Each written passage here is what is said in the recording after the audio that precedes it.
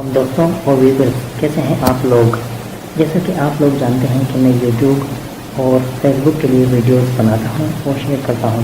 आज के टॉपिक पर जाने से पहले आप लोगों से गुजारिश करता हूं कि अगर आपको मेरी वीडियोस पसंद आती हैं तो मेहरबानी करके लाइक ज़रूर कीजिए और नीचे सब्सक्राइब ज़रूर कीजिए।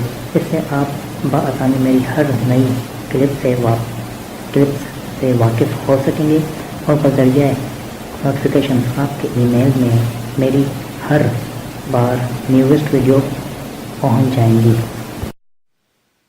आज मैं आपको ये बताऊंगा कि तालीम, बिज़नेस या नौकरी के कागजात कैसे बनाने होते हैं या बनवाने होते हैं, क्या फ़र्क होता है और क्या फ़ायदे हासिल होते हैं। तो दोस्तों, अगर आप फैमिली वीज़ा, विज़िट वीज़ा या विज़िटर वीज़ा, कारोबारी वीज़ा, नौकरी वीज़ा के लिए जा रहे होते हैं तो आपको अपने बिज़नेस या नौकरी के बारे में बताना होता है, क्योंकि एम्बेसी सबूत मांगती है कि आप जिस मकसद से जा रहे हैं वो मकसद आप लाज़मन पूरा करके वापस आएंगे या नहीं। अक्सर लोग वापस नहीं आते तो हुकूमत के लिए बहुत मसला होता है और इसी दौरान कोई हादसा पेश आ जाए तो मजबूरतन आप पर भी शक किया जाता है। सबूत की इसलिए आजकल तो आपको बग़ैर सबूत के आने ही नहीं देते, कहते हैं उसूल के ख़िलाफ़ है। पहले मैं आपको नौकरी के बारे में बताता हूँ। अगर आप नौकरी के लिहाज से आ रहे हैं तो आपकी अपनी पुरानी नौकरियों की मालूमात फ़राहम करनी होंगी, जैसे कि इंटरनेशनल सर्टिफिकेट्स, यानी कि तनख्वाह कितनी थी, क्या ज़िम्मेदारियाँ थी, क्यों नौकरी, और किसी कंपनी के कॉन्वोकेशन या उसके अपने प्रोग्राम में हिस्सा लिया है या नहीं। इसके अलावा एक ख़ास बात कि किसी भी नौकरी के दरमियान इतना वफ़ा लिखें कि सिर्फ़ 1 या 2 माह के दरमियान, यानी आज नौकरी छोड़ी है तो 15 या 20 दिन बाद या महीने बाद मुझे दूसरी जॉब मिल गई है। अगर इस तरह नहीं करेंगे तो ये भी एम्बेसी में सवाल कि इतने वक्त तक आप फ़ारिग थे या नौकरी के अलावा कुछ और क्यों नहीं किया। तो आपको वो साबित करना होगा कि मैं क्यों फ़ारिग था। दूसरी कैटेगरी है बिज़नेस। अगर बिज़नेस है आपका तो आपकी कमाई कितनी है, क्या कारोबार है, यानी सोर्स ऑफ इनकम क्या है, अपना अकाउंट है या बिज़नेस अकाउंट है, कितने बंदों पर मुश्तमिल है कारोबार, यानी कितने लोग काम करते हैं आपकी कंपनी में, सबकी तनख्वाह कितनी है, कितना प्रॉफिट होता है, कितना ख़र्चा और कितना नुकसान, और कितनी भरपाई आपको होती है और वो आप किस तरह पे करते हैं।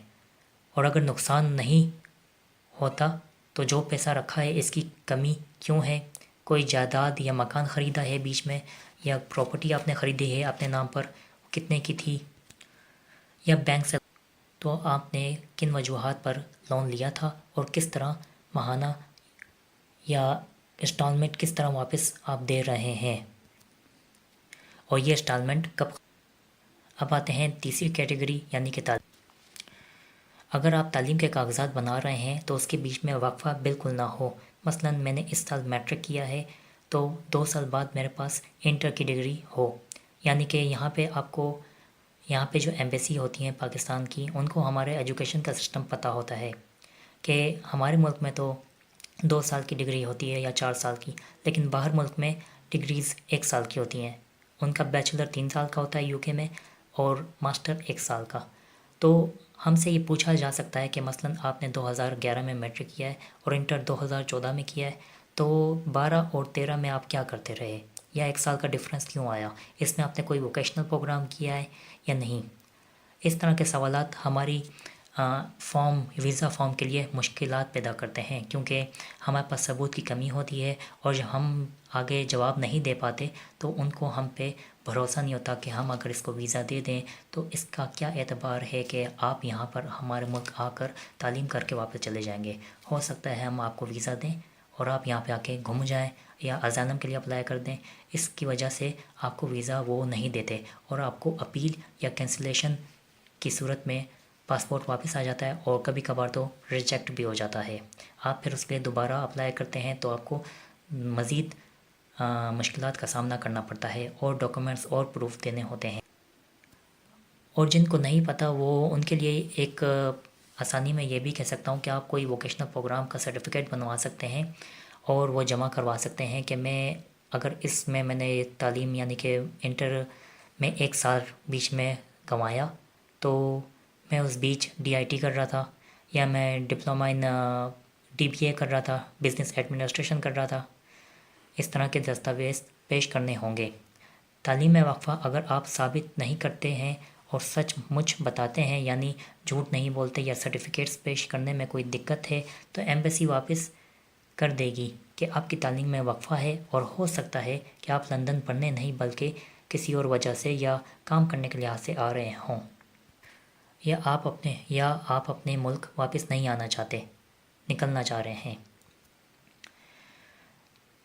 چوتھا میں آپ کو پوائنٹ یہ بتانا چاہتا ہوں، تعلیمی اسناد یعنی وہ کورسز جو آپ پرائیویٹ انسٹیٹیوٹ سے کرتے ہیں تو ان کے کاغذات مل تو جاتے لیکن ٹھوس ثبوت نہیں ہوتے، مطلب یہ کہ گارنٹیڈ نہیں ہوتے۔ مثلا میں نے C++ لینگویج کی ہے اور اس کا سرٹیفکیٹ بھی ہے لیکن سرٹیفکیٹ گورنمنٹ نہیں ہے، تو اکثر اس پر سوال بھی پوچھا جاتا ہے کہ یہ کورس یا انسٹیٹیوٹ شاید نقلی ہو۔ اس کو قانونی یا لیگل طور پر کیسے بنایا جائے؟ تو دوستوں اس کا طریقہ کار یہ ہے کہ پاکستان کے ہر شہر میں SDC یعنی اسکل ڈیولپمنٹ سینٹر محکمہ ہوتا ہے۔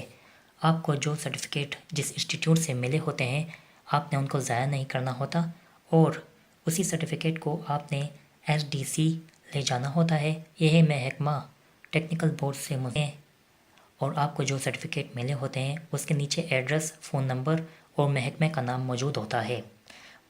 وہ آپ نے اس محکمے میں اور اس کی اپنی ایک فیس ہوتی ہے، وہ آپ نے دینی ہوتی ہے اور یہ سرٹیفکیٹ آپ کو وہاں سے کمپیوٹرائزڈ مل جاتا ہے۔ اس کو پھر آپ ٹیکنیکل بورڈ لے جاتے ہیں تاکہ وہ اس کو اٹیسٹ کر دیں، پھر وہاں سے آپ HAC جاتے ہیں کہ وہ بھی اس کو اٹیسٹ کر دیں، کیونکہ کچھ سرٹیفکیٹ ایسے ہوتے ہیں جو ٹیکنیکل بورڈ اٹیسٹ تو کر دیتا ہے لیکن اس کو ہم ویریفیکیشن کہتے ہیں، کیونکہ ٹیکنیکل بورڈ میں ویریفیکیشن ہوتی ہے، اٹیسٹیشن کے لیے HAC جانا پڑتا ہے۔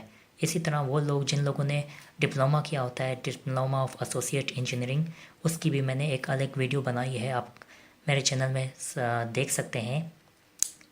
جو ہم ٹیکنیکل بورڈ سے اٹیسٹیشن کرواتے ہیں وہ ویریفیکیشن کہلاتی ہے اور بعد میں ہمیں HAC یا IBCC کے دفتر جانا ہوتا ہے تاکہ وہ اس کو اٹیسٹ کر کے یہ ثابت کر دیں کہ یہ اوریجنل ہے۔ ڈاکومنٹس کو اٹیسٹ کرواتے وقت آپ نے اس آفیسر سے یہ پوچھنا ہے کہ مجھے اب آگے جانے کی ضرورت تو نہیں ہے یا اس کے آگے بھی کہیں اور سے اٹیسٹیشن کروانی ہے۔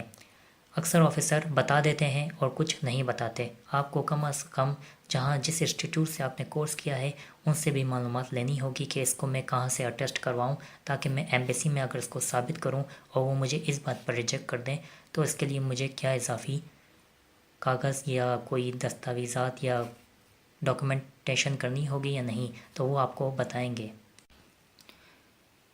امید کرتا ہوں کہ آپ کو میری یہ ویڈیو پسند آئی ہوگی۔ آپ کے لائک کا، سبسکرپشن کا اور نوٹیفیکیشن کا میں منتظر رہوں گا۔ دوبارہ ملتے ہیں نئے ٹاپک کے ساتھ، دعاؤں میں یاد رکھیے گا۔ اللہ حافظ۔